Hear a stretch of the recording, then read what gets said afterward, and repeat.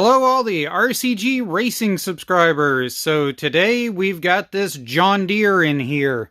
It is a LA105. It's got a 5-speed spicer in it. And we're going to see if we can put a 10-inch pulley on the front. So it hasn't been too much of a fight just yet. So as you can see, I've got my weld together 10-inch pulley right here. I'll make sure to include links for that on Amazon. In order to get that in there, I had to cut that bolt there, the tip off, and then I had to drop the 4 10mm bolts out of that in order to be able to put that pulley on. Now what I have figured out is for the belt to come down through was going to run into this bump stop piece that was welded on here that stuck up through here to go to the safety switches.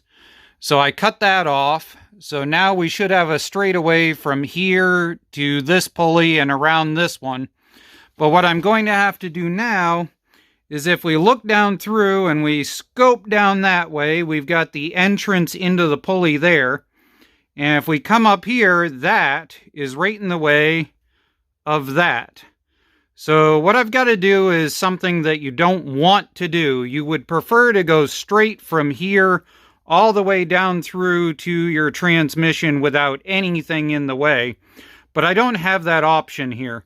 So what I've got to do is right about here where I'm shining this light, I've got to add an idler pulley that's going to take the belt from here, bring it over to here, and then shoot it down through next to the steering column like it originally went, which was right in here. And if you need to go and see the belt running and how this is, I'll post a link for a how-to on doing the stock belt on one of these, so you get the idea as to what we started with. But that's where we're at now. We're going to see if we can put an idler in here and then go from there. First of all, we ended up having to relocate where the gas was running, so I moved it over to here after blowing a hole in with the plasma cutter. And then in underneath, we'll come down in front here. So up in there, you can see that we've got a 2.5-inch idler pulley that pulls the belt over in order to line everything up. We've got a 103-inch belt on it currently. The one thing that I've noticed is right there on the stock setup, there's a little bit of rub going on right in there.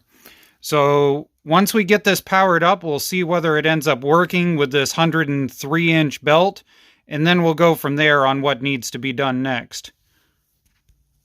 So right now, I've got to get that in, and then we'll fire it up.